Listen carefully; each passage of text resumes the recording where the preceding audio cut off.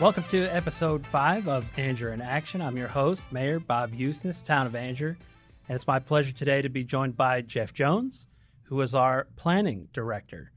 Now, you have not been at the town for that long. Before you was Sean Johnson, and he had some big shoes to fill.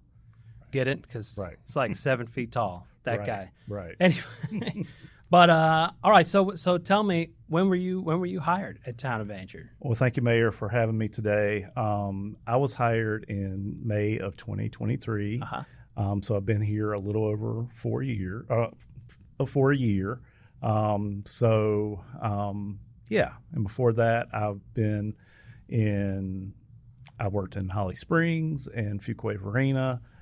Prior to coming here, though, I was in the private sector. I worked for a law firm and an engineering firm, sort of seeing the other side of development. Sure. That was during COVID, so it was an interest of mine to sort of see how plans get developed from the other side before they hit my desk. Prior to those two places, I was with the town of Pittsburgh, and I was the planning director there for a little over 5 years. Yeah. I remember when they were hiring you, they had talked about where you had been before, and I thought to myself, at least, that's a great guy to have who has been through Apex, Holly Springs, their growth, Fuquay, to see all of that, because those were the towns before us. I feel like we're probably the next town. I think we are the next town. I was telling someone the other day, we're the next frontier. As transportation gets better, we can build more roads, DOT builds more roads, and people can choose where they live because work from home is becoming more prevalent now after COVID. Angier is becoming a destination spot. So they're looking in the Triangle, they're looking at Holly Springs, they're looking at Fuquay, and they're realizing, there's another little town only 10 miles, if less than, for some parts of Angier. And it's just the next place that's going to develop. So, I know we're on the cusp of the development that I've seen in my stops at Fuquay Varina, and especially Holly Springs. Holly Springs, when I started there, was about 12,000 folks. Yeah. I think they're a little bit more than 40,000 now. Oh, wow.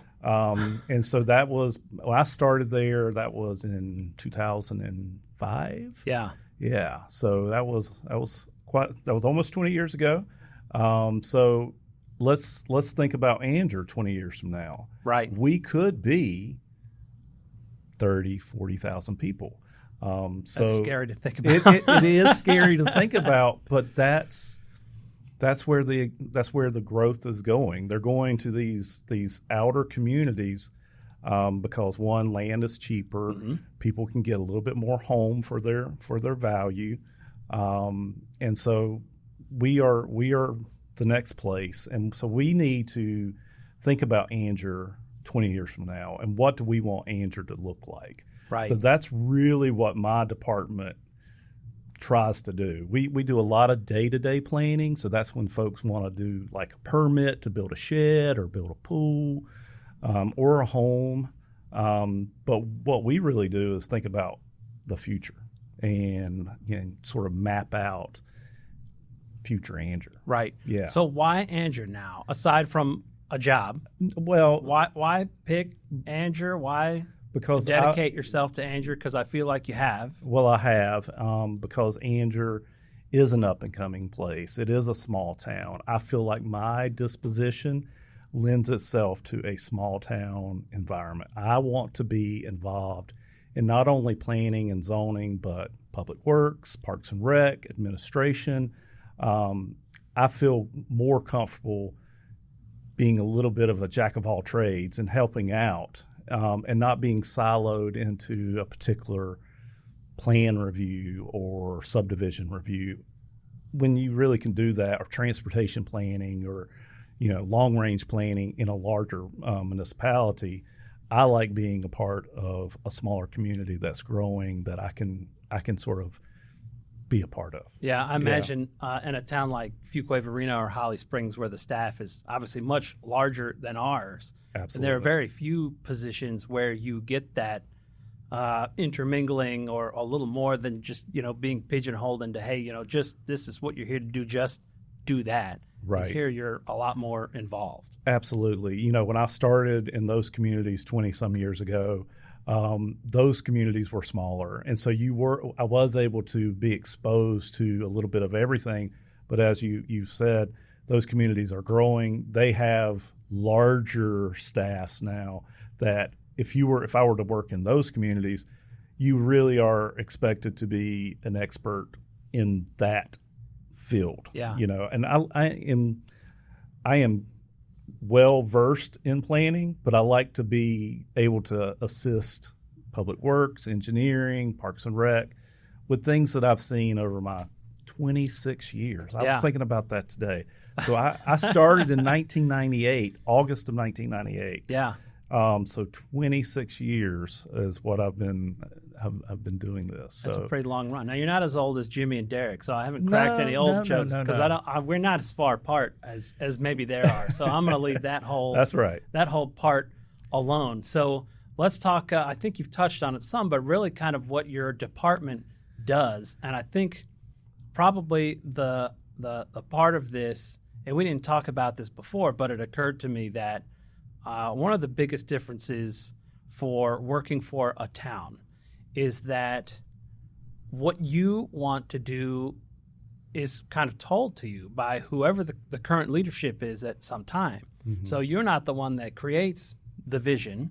You're the one who, the vision is handed to you by a board that could turn over, as quickly as every couple of years. Yeah. Ideas could change or visions could change. Right. And it's your job to say, okay, now this is what has been done before me, right, or even some of what I have been doing for an older board, and now there's a new vision. So I think your job is uniquely challenging in that you have to adapt. Well, you do have to adapt. So a little bit about what planning and zoning and now inspections. Mm-hmm. That's under our department here. We do short-term planning, which is that day-to-day planning when someone needs a permit to build a shed, put in a pool, build a home, all the way up to a shopping center. So we do plan review. That's sort of day-to-day planning. And then the other side of planning is long-range planning. So it is looking 20 years into the future. It is trying to map out where sidewalks and greenways will be. Right now, we're working on a pedestrian plan as an update to our current plan. Our current plan was adopted in 2015, so it's timely. It's been about 10 years to update that plan. Well, especially here, a lot has changed. A lot has changed since 2015, so we received a grant from NCDOT to update our plan, and we're going through that planning process right now with hopefully that plan being ready for adoption towards the end of this year. Right. Additionally, with the long-range planning, the town is committed to a new comprehensive plan, and that really is that vision setting. So we have a current comprehensive plan that was adopted in 2015, 2016 with an update to the land use map in 2021. Mm-hmm. And even that feels kind of out of date. It does. So it's time as we grow, as more people come to Angier, it's time for us to sort of vision out what Angier will be 10, 15, 20 years from now. And that's what the comprehensive plan process does. So you all, as a board, as a mayor and commissioners, you will set the vision as you believe to be in the next 12 to 18 months through this comprehensive plan process. There will be lots of community input. There'll be ways for us to hear from the community prior to us adopting a comprehensive plan, because really, plan is not as good as it can be if we don't include the community. Right. I know I can have a vision for Angier. You can have a vision for Angier. We all can, but we really have to reach out and speak to the community. So during the planning process, we will be holding stakeholder meetings with communities, special interest groups, just to sort of, what do we want Angier to be? That'll start up here pretty soon. I'm excited about it. Yeah. So what we have to do is be committed to that planning process, set the vision as it is in 2024, 2025, and make sure that when new people come to the town, especially elected officials, is remind them of the process that we went through and the vision that was set during that process. I think it's good to do check-ins with the vision probably every 3 to 5 years to make sure that we're meeting our marks and that the vision hasn't changed or something hasn't come to town that makes the vision different. Right. Maybe we get a huge industrial complex, an Amazon warehouse or something that makes that part of town be different. Yeah. So we need to not be very rigid on the plan and say, well, the plan says this. Well, it did, but now we have, 100,000 square foot Amazon warehouse and all the roads and things that need to lead to that. So we have to check into the vision, or even something as simple as a new school that may be located in our environs here that says, well, that's we weren't planning for a school in that part of town. Yeah. Now we have it. What does that do to our plan? Certainly, yeah. It would change a lot of what we want the surrounding areas to be. Right. So we have to check in with the plan, and whenever we have new board members, new staff members, new administration, we have to make sure that someone champions the plan, and that's what my department does. Yeah. We remind folks, we've got a plan, and we need to stick to it as much as we can.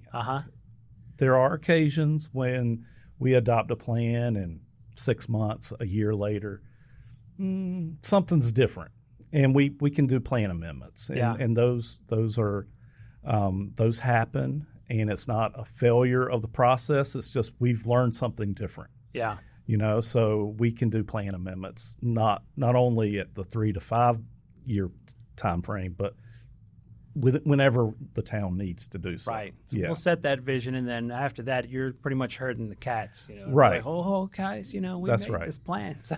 Well, part of setting the vision is also following up that vision with ordinances and policies that makes that vision occur. Right. So we can dream and have visions about what Angier will be. If you don't have the policies and ordinances in place, you're not going to see the execution of that vision. Right. I'm glad you brought that up because I feel like recently we made a huge ordinance change. It's very simple on paper, but the impact of it was enormous. And so I'll let you talk about that some because I was really excited when you brought that to us. Yeah. So early on in my time here last year, I noticed that we have a lot of residential coming to town, and we have that land use plan that was adopted in 2021.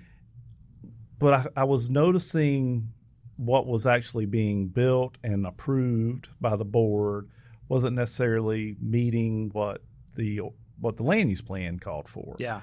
And so I was curious about that and why that was.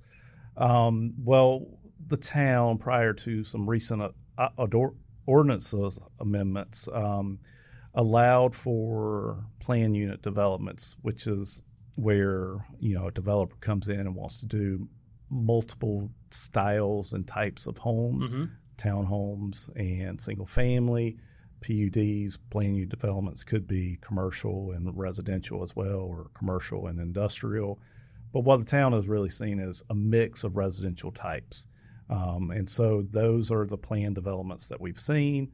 The approval process for those projects were a special use permit from the town. And not to get too technical with the audience here, but what that process was a quasi-judicial process, which really almost acts as a courtroom. And the board of adjustment act, they sort of act as judges, and the developer has certain requirements that they have to meet. The town then has certain requirements that we want them to meet. If the developer meets those requirements, there's a belief and sort of that we shall give that permit to the developer. There is some latitude, but it's very limited latitude on what when the town says, no, I don't think that's right. Right, because in a quasi-judicial setting, we can't hear a lot of input from the public. We can't use our own opinion, right, or our own knowledge. Right. We're kind of bound by the evidence that is presented to us. It in is that an case. evidentiary hearing where people have to be sworn in and they have to give factual testimony. And that factual testimony, really has to be by professionals. Yeah. So, an engineer or real estate agent or something like right. that speaks to their profession. And who do they work for? Well, they usually work for the developer, so the developer is going to massage their testimony to fit their needs. Yeah. We were seeing that be the process for much of the development that was coming to the town. Mm-hmm. But there's a different way. And so recent ordinance amendments, we changed up plan unit developments in town-owned communities to be conditional zoning, which is a legislative hearing, which allows for opinions and public testimony, not testimony, public opinion, allows for the board to interject their opinion and their real-world experience in that part of town. It also allows for the developer to speak to you all prior to a development coming to the board. In the special use process, it's all the testimony has to be at the meeting. So a developer really can't call the mayor up and say, "Well, how do you like my project?" That you can't. I can't look at that. Right. Don't even show it to me. I can't see it. Because as a Board of Adjustment member, you have to make your decisions at the meeting. Right. With the conditional zoning process, we can have a much more open discussion amongst staff, amongst board members, with the developer, with the public, before it even gets to the public hearing. So there should be no surprises when we get to the public hearing process, because the developer, if they've done their work, they have reached out to board members, they've reached out to community members in the neighborhood that they're affecting, they've obviously spoke to staff. They should be well aware of what we want to see. Yeah. And so that's a huge process that gives a little bit more control back to the town. Whereas the previous approval process sort of tilted the process more towards the developer, which isn't a bad thing. Sure. Because it gave developers some idea that they're going to, if they meet these criteria, they're going to get Well, it's an approval. Investment on their part, It too. is. To get that far in a process. It is. So, I understand why the town was doing it that way. We were attracting development. We wanted to grow. We do want to grow. But we want to be able to say yes in a way that benefits the town, the community, the neighborhood, especially around it, and the developer. And the other way that we used to do it almost felt like it benefited the developer and tangentially from growth in and of itself, the town, but it didn't really take into account real world opinions from the neighborhood. Right. Yeah. So I know the board now has expressed to you, amongst other places, that we have a strong desire now for commercial, economic, retail, industrial growth. Yeah. Not to stop residential, but we want to see more of commercial and industrial. Absolutely. Fill us in on why that's important, and then how the heck you're going to help us get it, Jeff. Well, commercial is important because of the the impact to the community from a commercial building going up is less than a 200 lot subdivision. Right. From traffic, from schools, just the community, Police presence. Absolutely, Yeah, absolutely, police presence, and we get a commercial project generates more taxes for the town, generates more fees for the town. So we want to attract those commercial opportunities to come to Angier. Right. So taxes that come from a commercial place that doesn't require a lot of town asset for maintenance Absolutely. means ultimately that we could start to remove tax burden from the residents because it'll shift. Right. The more we could shift to commercial, the more burden we could take off of the people who live here Right. to cover for our basic needs as a town. A good rule of thumb for a mix of residential to commercial is 60-40. Ooh, So I'm not quite sure what our mix is right now. doesn't feel like that. It doesn't feel like that. It certainly doesn't feel like we have 40% of commercial. Right. So we're setting ourselves up for more commercial. What I've historically been told in my times in Fuquay and Holly Springs is rooftops brings commercial, brings restaurants, it brings grocery stores, it brings retail, and so I don't know what that number is. Right. I've heard 10,000 population gets you certain retail, certain things. But ultimately, so just so everyone knows, not that I haven't been calling Bojangles or Biscuitville or any of these restaurants that I like and saying, hey, you should come to Angier. I don't have the control to bring that to Angier. All that we could do is provide an environment that they see will be beneficial to them. Right. And then it's up to those commercial, retail, restaurants to invest in our town. So I can make calls, but I can't give you a Bojangles as much as I would like. What we can do and what the town is setting itself up for with a specific, a person dedicated to community development is go out and promote the town. Make sure that people are aware that Angier is here and we're growing. And, hey, look, we've got water and sewer capacity. We're growing. Don't you want to be in Angier? Yeah. So that's what the town, by investing in an employee to do that and investing in my department, that's what we're hoping to do is attract that commercial opportunity to come to town. Another thing that will help with the town and commercial is when the bypass comes in. So the bypass is slated to be open in 2028. So Which sounds really far away, but 3.5 years, Yeah. 4 years, it'll be open.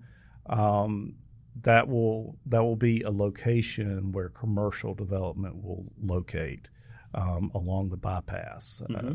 I was in Holly Springs when their bypass came to be, and if you drive through Holly Springs on the bypass, you see Walmart, Targets, grocery stores, movie theaters, even. Yeah, that could be what happens here. So we're setting ourselves up to be ready for commercial. that sounds good. Yeah. Let's backpedal really quick because there's another important thing that we have done recently, which is an inspections department. So Absolutely. until recently, Harnett County, we were contracted with Harnett County to handle all of our building inspections. Right. And for several reasons, they were unable to continue that contract, Right. which kind of put us in a weird position at the beginning of this year. And we decided ultimately, let's do it. Right. And so we put it on town staff, you and the town manager, Elizabeth, to say, hey, guys, create an inspections department from nothing. And we need to be inspecting on July 1st. And may the odds be ever in your favor to make that happen. Well, and I'm happy to say that we have met that mark. Yeah. I mean, we really, we started an inspections department. We started doing inspections on July 1, and we have hit the ground running. This is our first full month. We did over 400 inspections. between two inspectors. Really, we have a level 3 inspector that we hired. Gary came to us from the Department of Insurance, who trains building inspectors. So they write the building codes. They do. So we feel like we really got a good asset to come on board for us to start our program. Along with Gary, we have Shannon Hodges, which is our code enforcement officer, but he's also training to be a building inspector. So he's going to be our second building inspector, and they're going to be able to hit the ground running really full bore here in the next couple of months. So 400-something inspections in the last month. That's just for the town. Now, the county has got some carryover inspections as part of our The county did over deal. 200 inspections just on here in Angier. So right. A given month, we're anywhere between 600 and 700 inspections. And that is, if you count the work days out of that, that's 30, 35 inspections a day. That's right. We're currently capping our inspections at 25 a day, and we're hitting that cap pretty much every day. Wow. But I can foresee once we get up to speed a little bit more, capping at 30, 35 a day and being able to keep up with all the inspections that we have. So great. But it has been very much, it's been the absolute right thing for the town to do, to take on inspections. I think so too. Not only are we able to respond in the field to developers and builders questions and concerns, we have homeowners and folks who need questions asked who can come to the office, and we have somebody right in the office who can answer those questions for them. That's great. Whereas before we would have to sort of be the middle person in between the county and our citizens needing a building inspections question to be answered. So that's been it's been good customer service to be able to do that. Well, great job to you, Elizabeth, and all the staff. You've set the bar high already now. Well, maybe you should have not done so great, and then you have to live up to it now. Well, absolutely, and we're going to make sure that Gary and Shannon are happy and take care of them because we need them here. All right, let's leave some folks with some final thoughts here, Jeff, and I think this is really important. What should people do? If I am a resident, I mean, we've talked about developers, but I mean, as simple as I'd like to build a fence, or I'd like to have a shed, or I'd like to create a development. You know, what is the first step for anyone who wants to do anything like that? Really, they should just reach out to the planning department. We have myself on staff. We have Janet Spear, who does inspections, permits, and we have Nancy Cho, who is our planner one. We have people who can respond to your questions. That's what we're here for, is customer service, be able to answer questions of the citizens, developers. So please call us before you do anything. Maybe I should call the town. And we're here to help you get your project done. Yeah. We're here to tell you how you can get your vision of your property complete. Right. I feel like a lot of people have got this idea that your job is to say no or not let them do things, or it's a money grab. But I think in truth, your job is to help people get what they want, or to help people find out how they could do it and what they need to do to get it if they can. Now, sometimes there are things you just can't in town limits, but who better to know what you could do and how to do it than you guys? Right. And if we see something that comes along that should be able to occur, we can always change the ordinances. Yeah. We can petition the town to hold a public hearing and change the ordinance, because what you want to do is good. Right. And it was just an unintended consequence of that part of the ordinance that doesn't allow for you to do what you want to do now. But we're really here to facilitate what people want to do within the guides of the town board, town administration. So we're here to help you get to completion on your project. Great. Yeah. Well, I'm glad that we've got you, Jeff. I think you are knowledgeable, and I'm happy that you would sit down with me. I know you're busy and do this interview, but thank you very much for joining us today. Thank you guys for watching Angier in Action. We'll see you next time.